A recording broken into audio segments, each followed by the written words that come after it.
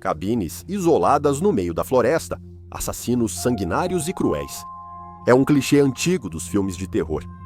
No entanto, à base disso, os casos reais de pessoas assassinadas em cabanas não é apenas um clichê de terror. É uma realidade. No vídeo de hoje, vamos dar uma olhada em apenas 3 desses casos. Apesar dos contextos diferentes, a gravidade dos crimes continua a mesma.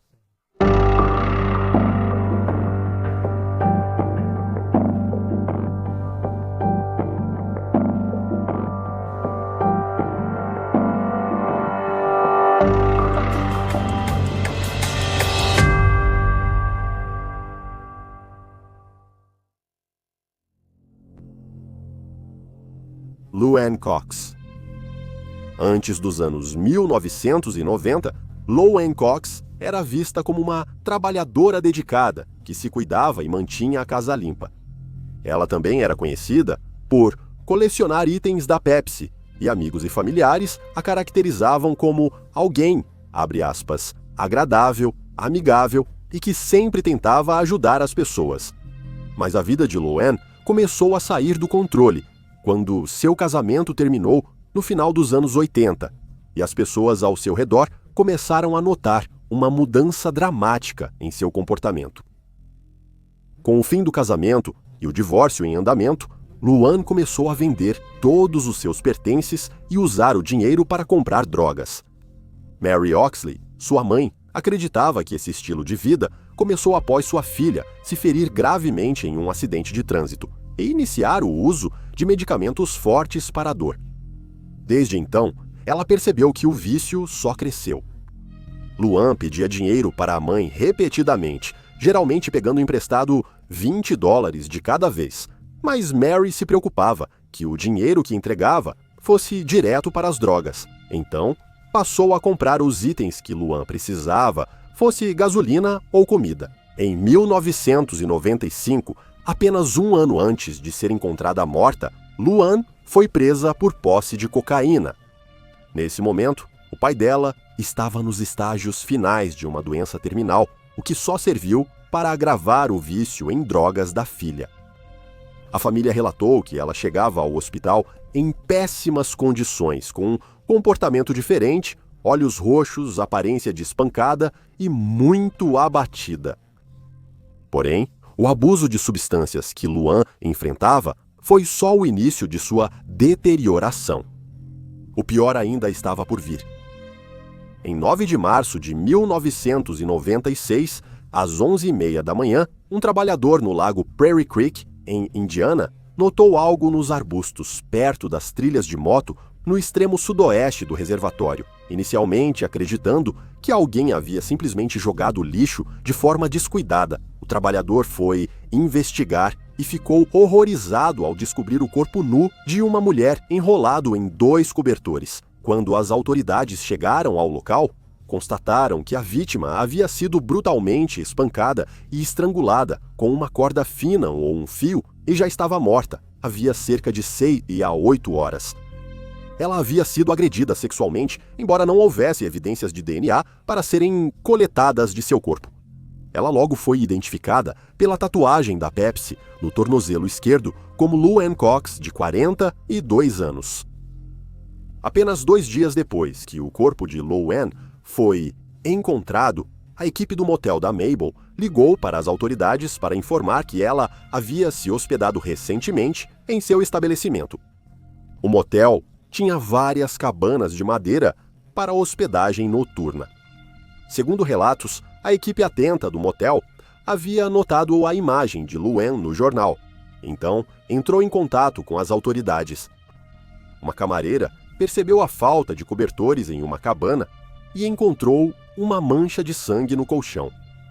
Essas descobertas ocorreram na cabana, ao lado da que Louann alugou. Segundo funcionários, a mulher de 42 anos fez check-in no motel na manhã de sexta e devolveu a chave à noite. No entanto, ela apareceu novamente na recepção às 3h30 da manhã de sábado, 8 horas antes de seu corpo ser encontrado, e pediu a chave da mesma cabana. Quando os funcionários a recusaram, perceberam que ela saiu andando na escuridão em direção à cabana. No entanto, essa pista não foi tão útil para os investigadores quanto eles esperavam, já que, quando chegaram ao local, ela já havia sido limpa pelas camareiras do hotel. Testes de DNA depois confirmaram que o sangue no colchão era de Loane, mas não foi encontrado DNA do assassino nem de outras pessoas presentes no momento. Em poucos dias, a polícia encontrou e interrogou o homem que alugou a cabana ao lado, onde havia sangue. O homem, cujo nome não foi divulgado nos artigos sobre o assassinato de Loane, havia chegado na sexta-feira e saído por volta das 10 da manhã. Na manhã de sábado, 9 de março. Esse homem, não identificado, admitiu conhecer Loane e também confirmou que ficou nas cabanas ao mesmo tempo que ela. O interrogatório acabou quando o homem pediu um advogado. O carro dele foi revistado na investigação, mas não trouxe novas pistas às autoridades. Ele nunca foi preso ou acusado em relação ao assassinato e faleceu de câncer em 2004.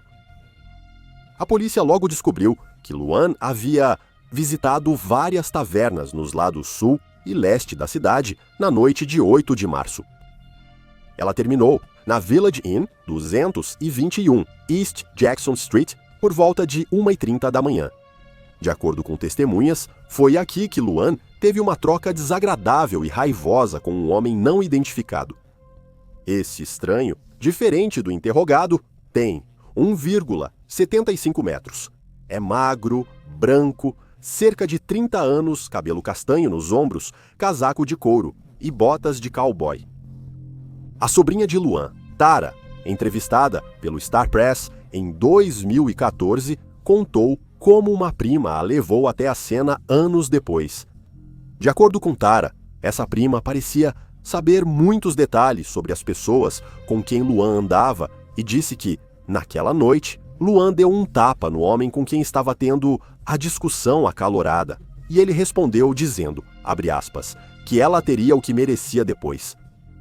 Não se sabe se a prima testemunhou a altercação ou soube disso depois, nem se ela falou ou não com as autoridades sobre essa informação. Apesar de duas pistas sobre a identidade do estranho da taverna, a polícia nunca encontrou ligação entre esses homens e Luan, embora um deles tivesse histórico de prisões por agressão.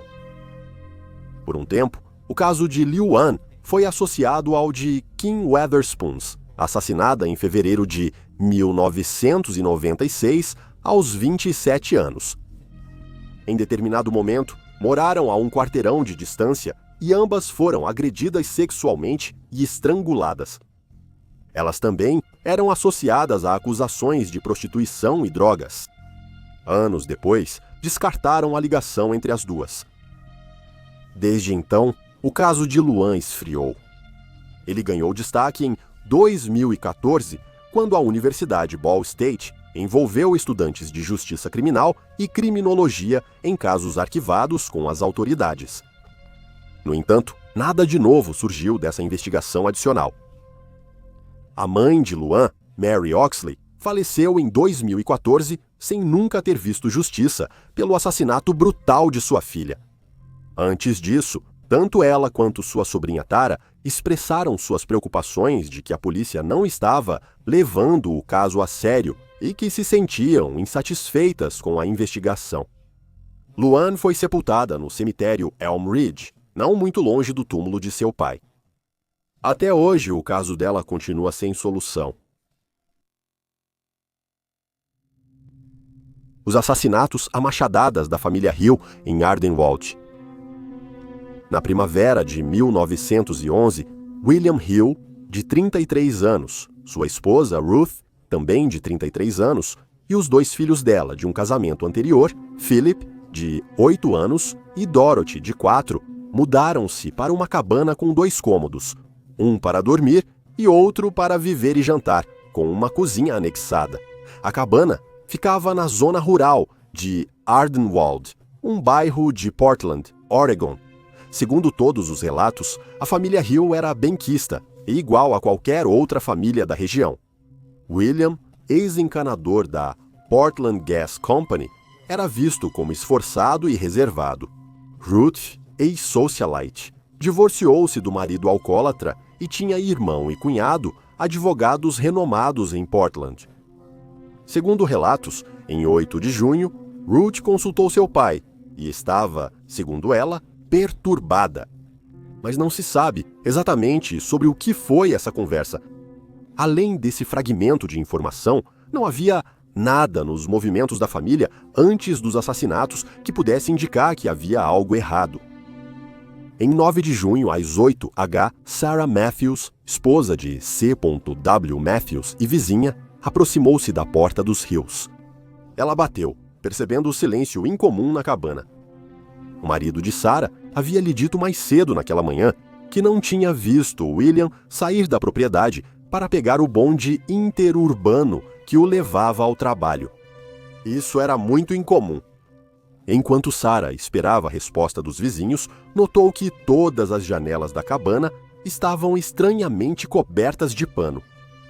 Sem resposta das colinas, Sarah olhou pela janela e se alarmou ao ver o corpo ensanguentado da pequena Dorothy, de 4 anos, no chão. O xerife Ernesto Mas chegou rápido ao local após Sarah e C.W. relatarem o crime às autoridades. Por dentro, a casa era um banho de sangue. Inicialmente, a polícia não encontrou o corpo de William, mas logo o acharam sob o de Ruth. Ele estava muito bem escondido. O casal foi achado entrelaçado na cama. Ruth foi atingida 2 vezes com um machado e William espancado. As crianças também foram mortas com um machado. Concluiu-se que a família morreu por volta de 0h45, conforme indicado por um relógio quebrado na cabana. Um vizinho também relatou que seu cachorro começou a latir por volta desse horário. Há relatos conflitantes sobre se só Dorothy ou também sua mãe sofreram abuso sexual. De qualquer forma, os crimes foram extremamente violentos, causando traumas graves no rosto e crânio de cada membro da família. Foram encontradas digitais ensanguentadas em Dorothy e no braço de Philip, mas isso não levou as autoridades a um suspeito. O machado usado nos assassinatos ficou na casa apoiado na cama de Dorothy. Ele não pertencia à família Hill, e os cães farejadores rastrearam o machado até a varanda da frente de um homem chamado Joseph Delk, a cerca de 1,2 km dali. Cães farejadores foram usados na cena do crime para buscar pistas, mas não encontraram nada. As autoridades rapidamente restringiram os possíveis motivos. Apesar de algumas joias faltarem na cabana, dinheiro e outros objetos de valor ficaram intactos, descartando o roubo como motivo. Acreditava-se que o sexo motivou o crime horrível e que um pedófilo poderia ser o responsável.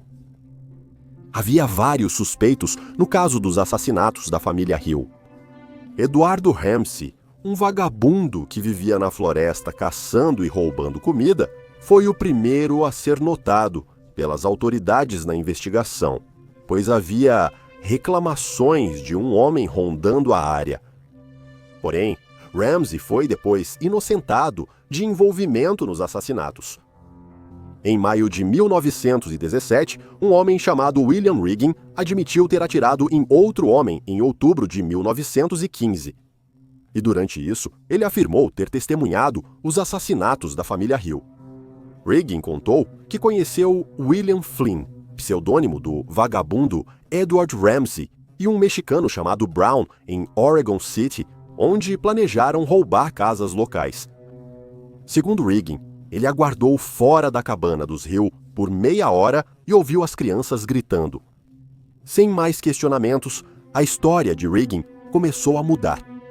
Ele mudou sua versão, afirmando que, na verdade, participou do roubo e dos assassinatos com Ed Ramsey, e não com Brown e William Flynn.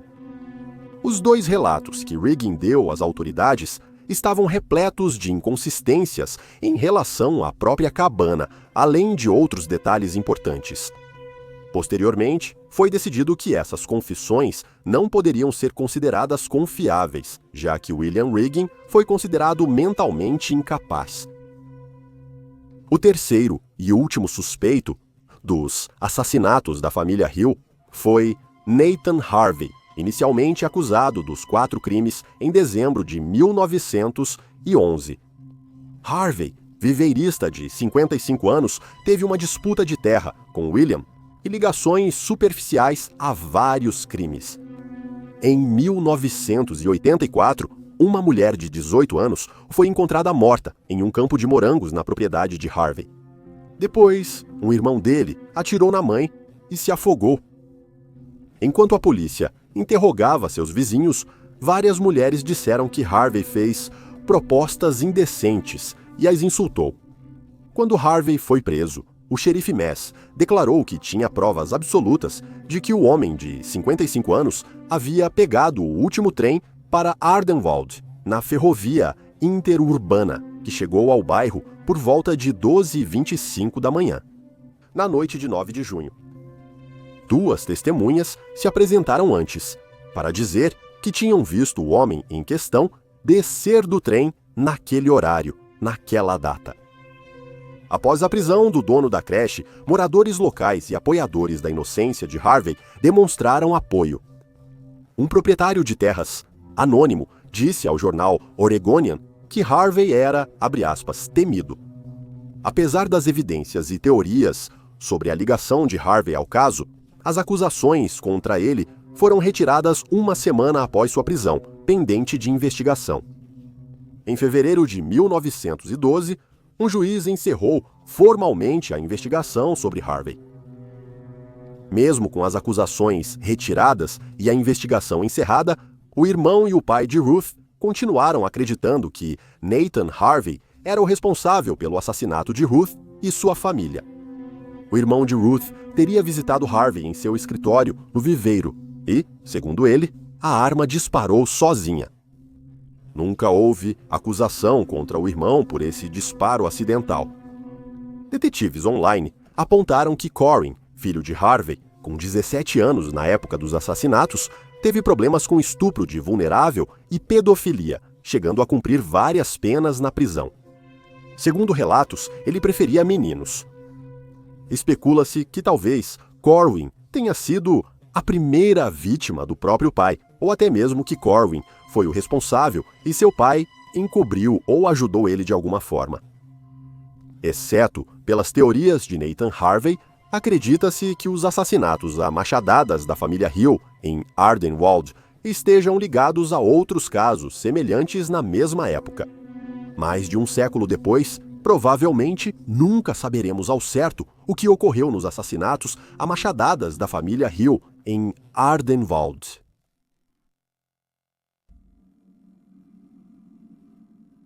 Katarina Namath. Em 12 de outubro de 2002, Katarina Namath, de 43 anos, foi à cabana dos pais, no Lago Loon, Wisconsin, buscar comida no freezer. Katarina era a única ali, pois seus pais haviam viajado para o sul mais cedo naquele dia para passar o inverno. Katarina, técnica em medicina e voluntária socorrista em Elko, usou o rádio da cabana às 7h12 da noite e disse: "Aqui é a 96. Tem um homem de capa de chuva, ele parece desleixado e então o rádio ficou mudo." Davi e o filho Nico chegaram à cabana às 19h40 e 4h32 minutos após a última transmissão dela. Davi tentou, mas sem conseguir falar com a esposa, decidiu investigar sozinho o que estava acontecendo. O que ele não esperava era encontrar Katarina caída fora da cabana após ser atacada. Ela ainda estava viva. Davi perguntou quem era o agressor, mas a mulher de 43 anos disse não saber. Ela faleceu enquanto era transportada de helicóptero para o hospital mais próximo. Katarina, conhecida por sua gentileza, passou o dia 12 de outubro resolvendo tarefas. Segundo seu marido, Davi, o Lago Loon era seu lugar favorito. Ao chegarem, as autoridades analisaram as evidências de imediato. Estava claro que Catarina havia sido perseguida pela propriedade, tentando lutar contra seu agressor. Ela sofreu vários ferimentos de faca na luta. O DNA do agressor desconhecido foi recuperado da cena, mas ainda não houve uma correspondência. A polícia iniciou uma investigação extensa, vasculhando a área e entrevistando amigos e familiares. A investigação do assassinato de Catarina fez com que questionassem se o caso tinha relação com outro envolvendo ela e seu marido. David Nemath, chefe dos bombeiros de Elko, estava sendo investigado junto com Catarina por desvio de dinheiro. Tanto o marido quanto a esposa estavam sendo investigados e os registros do escritório do Corpo de Bombeiros haviam sido apreendidos como prova. Quando Catarina soube da investigação, ela ligou para o departamento do xerife e disse que queria ir até lá e revelar todos os detalhes. Logo pareceu suspeito para a polícia quando 2 dias antes de ela comparecer às autoridades para prestar informações, ela apareceu morta. Davi acabou por não contestar as acusações de furto, conduta desordeira e obstrução de um oficial no caso. Apesar das suspeitas da polícia sobre Catarina e a investigação, nenhuma ligação foi encontrada. Depois que o caso de desfalque foi encerrado, as autoridades descobriram que não estavam mais perto de capturar o assassino do homem de 43 anos. Davi, por sua vez, afirmou não saber quem matou sua esposa. A polícia tentou obter mais informações usando o que eles chamam de audiência John Doe. Uma audiência John Doe é usada para investigações que são frustradas ou impedidas e pode ser usada para obrigar testemunhas a depor em uma audiência secreta. Isso permite que autoridades obtenham informações de quem talvez não queira se apresentar. 2 homens que conheciam David participaram de uma audiência John Doe, mas as autoridades achavam que não falavam a verdade. Um dos homens, depois, foi condenado por falso testemunho. Os 2 homens eram amigos de Matheus Becker, bombeiro que confessou inicialmente o desvio de dinheiro. Segundo relatos, esses 2 homens conheciam bem a região de Elko. Após caçar lá por um tempo. Em 2007, 24 pessoas fizeram testes de DNA. Isso foi comparado às evidências da cena do crime, mas a busca por respostas no caso de Catarina foi em vão.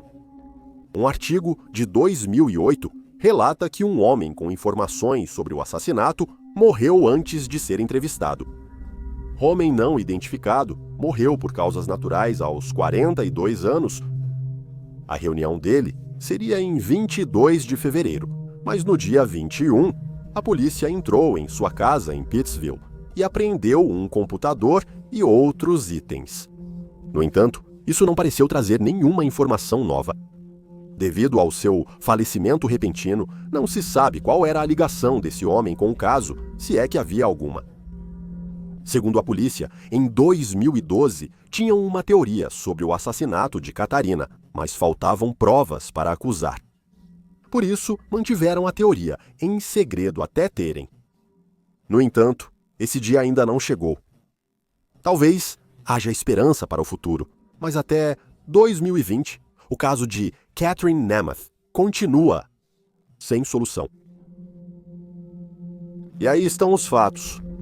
Comente abaixo suas teorias e especulações.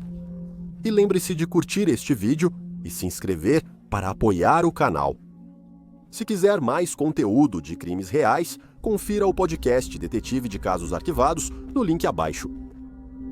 Obrigado por assistir, fique atento, fique seguro e até a próxima.